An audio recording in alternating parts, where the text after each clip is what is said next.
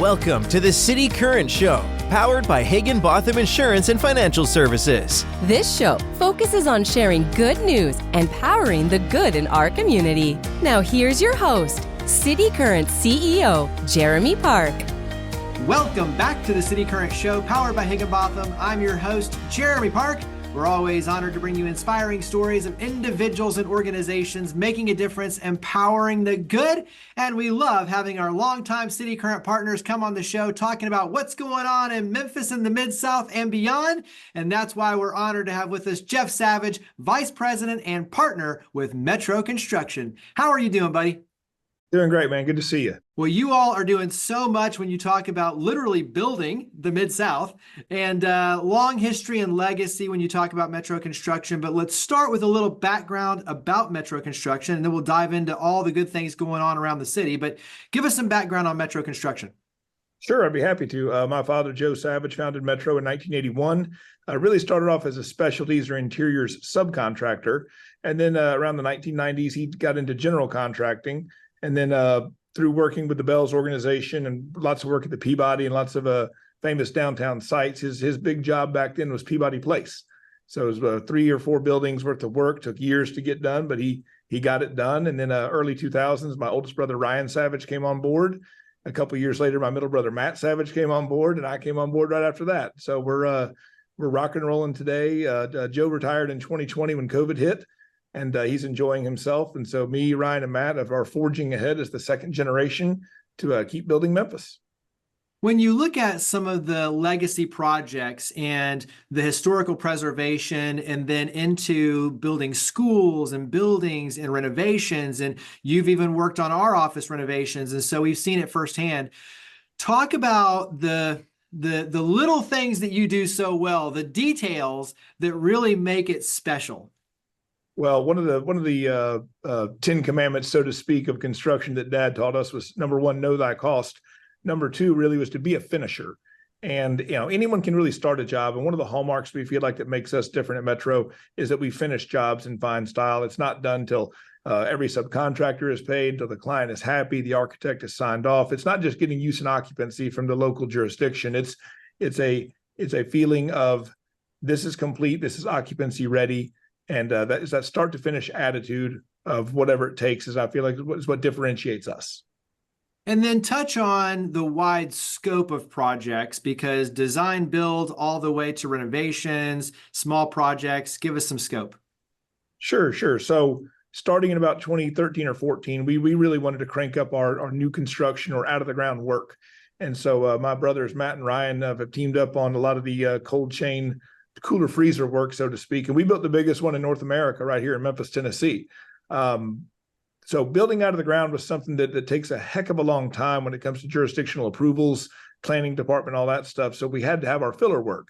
So as we call it, our bread and butter is sort of the interior build out. And we've really, we're siloed, but we're also interconnected every day in the office, keeping an eye on every single job.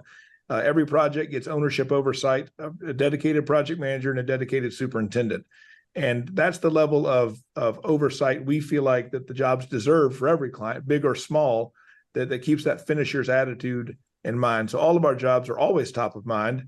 And that means we have to be picky. So we definitely choose our jobs. We don't try to do too many out of the ground jobs or too many interior build outs. We like the size that we're at. And we do want to strategically grow, but we just don't want to turn into the Walmart of construction. You mentioned the jurisdiction. You've come on in the past talking about some of the ways that the government and private sector have really reshaped and recalibrated for the betterment of being able to move projects forward. And so talk about some of the things, the trends that you're seeing when you talk about the construction industry locally, especially. What are some of those trends right now that are taking place? Well, the great news is that the investment happening in the Memphis economy is still very, very robust. The problem is people have to be patient. And so what code enforcement has done specifically in Shelby County is that they have upped their game. They created the online portal when COVID broke out, and through a few tweaks, they really streamlined the process. The problem is, and it's a good problem, there's so much economic activity happening in Memphis, specifically in construction. There's just not enough people to approve plans in what we used to call a timely manner at code enforcement. So we try to be as understanding and as patient with our friends at code enforcement as possible, explaining to our clients, look, there's a huge backlog. And the one thing I say to every client as they see the schedules, as they see deadlines come up, they say, man, why is this taking so long? It's sad to say, but it's like, I wish we would have started earlier. And it's, you still have to do things in sequence. You still have to follow the steps properly. You can't put in flooring before you swing steel. There's just certain things you just cannot do. And one of them is you can't get ahead of code enforcement. So we appreciate our friends at Code. They're doing the best they can. I won't say they're understaffed. I just think they're overwhelmed with all this wonderful investment happening in Memphis right now. Yeah, I'm about saying that's a blessing and a curse all at the same time, just like you're talking about. What about supplies? I know that the supply chain was a big issue during COVID and the pandemic. Where are we with supply chain right now? So the biggest thing affecting us now, I feel like lead times have improved, but the cost is still extraordinarily high.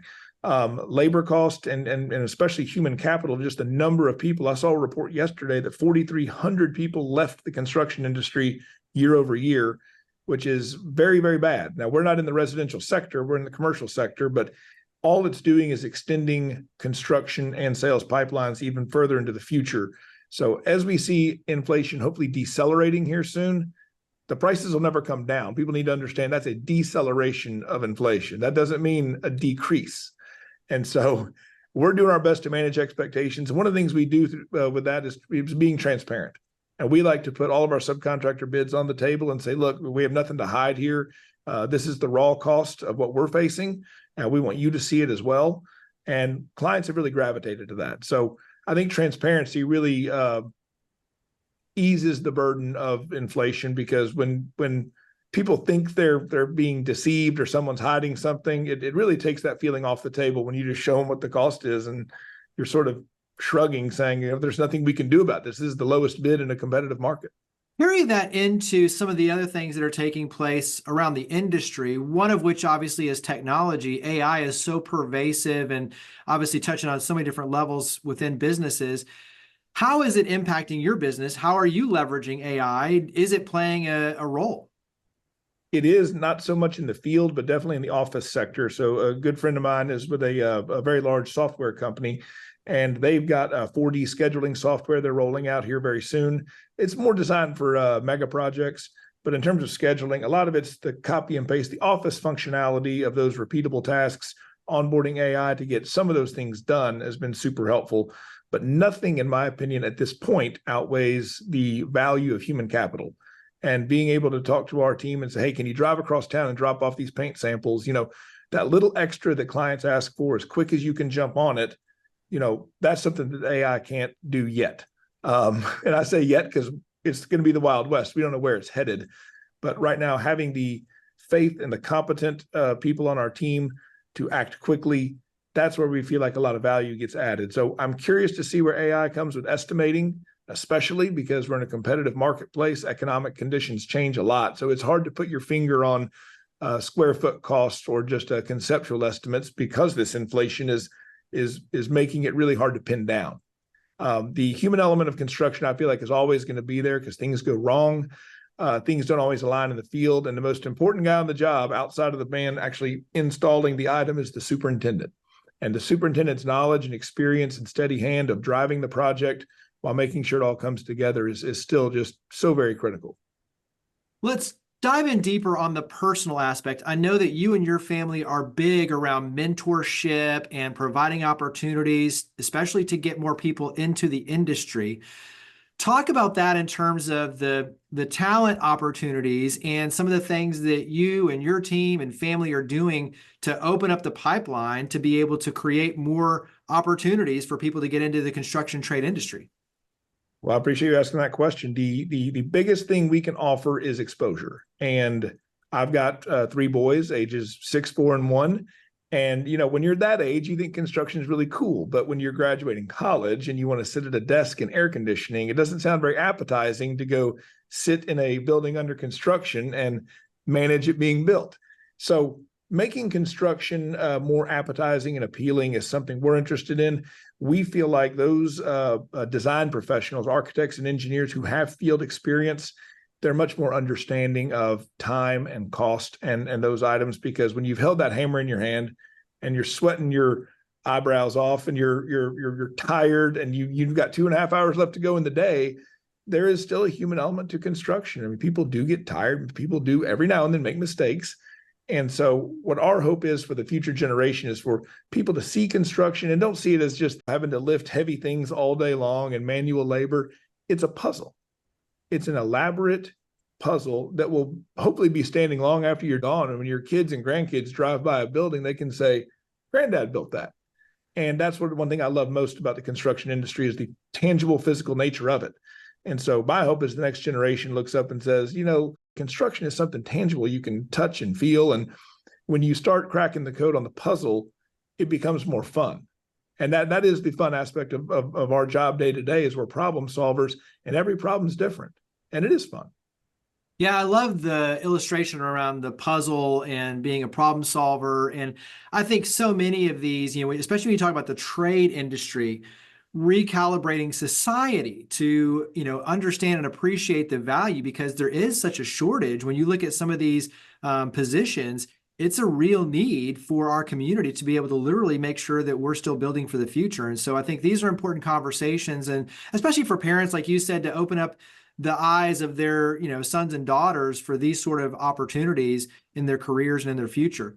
Touch on for you that aspect of being a father and a son and a husband and balancing all this, because I think, you growing up in this as a family business and seeing how do I balance all this? And then now for you as a father and husband, balancing all this, talk about that because the construction industry, has a lot of, problem solving, potential over here, but also just like you said, tons of reward. So how do you balance it all? That's a great question. So the work-life balance for me obviously starts with my wife at the home, taking care of those kids. She's taking care of the kids so I can hopefully take care of business. So it's a big shout out to Chelsea for that.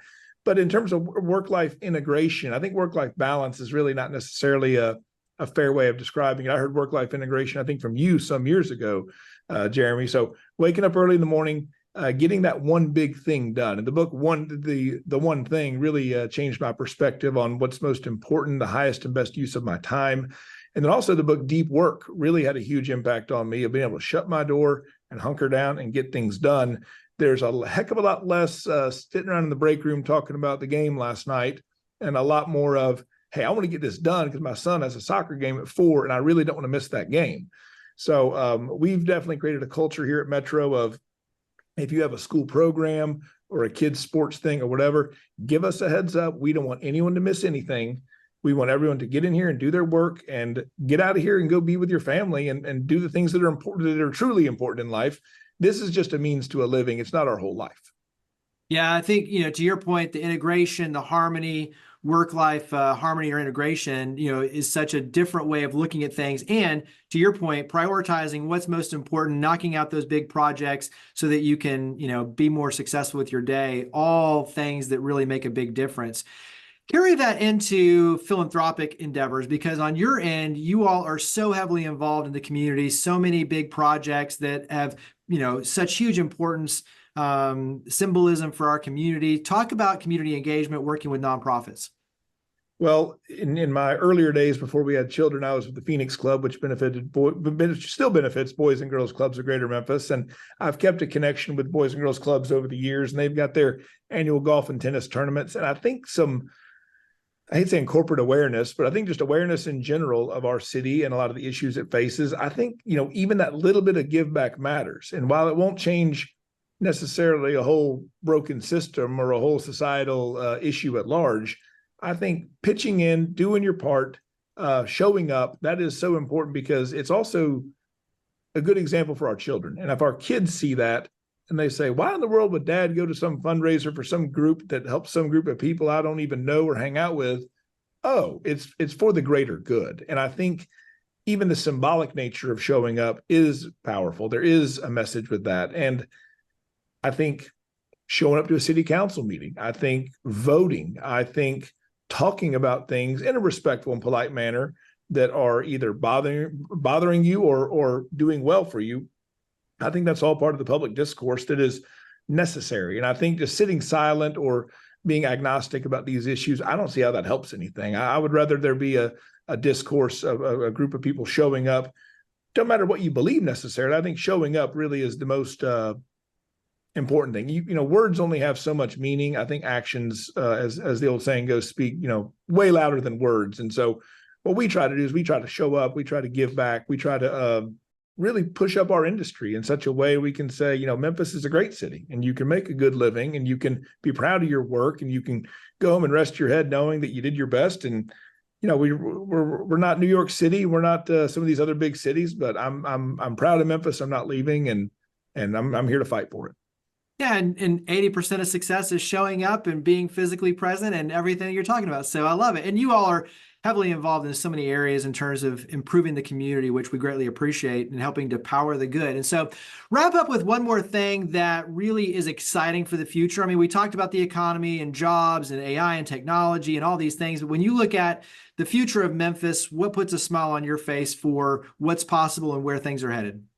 So I'll tell you right now, there are some big time believers on the zoo board. And so you introduced me to Matt Thompson a few years ago, and I've been on the zoo board, and Metro is actually building the zoo hospital right now. But the master plan that was recently rolled out shows that the zoo, which can't move, by the way, the grizzlies can get moved.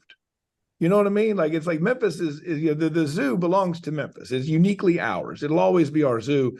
That level of investment in a $250 million master plan, which I think the timing for was perfect. That's what really gets me excited, because it's something that the zoo is safe. It's in an amazing location. It's already great. And they're talking about making it the #1 zoo in the world. So we're very, very excited about that. That is a development to me that is, it's going to have a cascading effect. I think if anyone else is down or blue about Memphis, I mean, heck, drive through downtown, drive through Midtown. Look at all the trucks you see, HVAC, plumbing. Look at the guys hanging drywall. I mean, the investment is robust in this town. And I think the Memphis Zoo and its leadership is carrying that torch and leading the way, saying, no, the next 30 years in Memphis aren't going to be good. They're going to be amazing. And we're going to go from a top 5 zoo to #1 in the world without a doubt. You also have a really cool kind of age of leadership where they're in their, you know, late 30s, early to mid 40s. So when you look at the ones who have experience leading but are stepping in, like Matt Thompson, who are going to be leading for a long time, it creates a lot of opportunities because you have time working with you to be able to do some really big things, just like you're talking about, like the Memphis Zoo. So I think there's, to your point, so many cool things going on that people should appreciate and enjoy and, you know, experience firsthand. And so wrap up with where we can go to carry this conversation forward, to learn more about Metro Construction and connect with you and your team. Well, we're online at metro-gc.com. We're on Instagram. We are trying to be out here in the community. We're putting up job site signs where we can, but really our website is really the place to go. My brother, Matt, he does an excellent job of managing our website, and we've included everything from drone pictures of our out of the ground stuff. We're going to start implementing some videos here soon. But really the biggest thing we want to have is a conversation, because we're not just a contractor. We're not just a vendor. We're a partner. And so if you have a construction need out there, we want to bring the best value for what your job is. And whether it's design build, a renovation, an out of the ground building, whatever it is, it really starts with the conversation. And that's what we look forward to most is partnering up with our clients and seeing that job all the way to the end. Well, Jeff, always a pleasure to have you on. Jeff Savage, Vice President and partner with Metro Construction, longtime partner with cityCURRENT. Thank you for all you and your amazing team do to power the good. Thank you for coming on the show. Thanks for having me. Higginbotham Insurance and Financial Services is proud to power the cityCURRENT Show. We're a people-first company that protects what matters most, the families, businesses, and trailblazers that keep our community going. As one of the nation's top independent insurance firms, Higginbotham is a single-source solution for business insurance, employee benefits, HR services, and personal insurance that's customized for you. We're here to serve you, the people you care about, and your community. Call 866-377-1959 or visit higginbotham.com.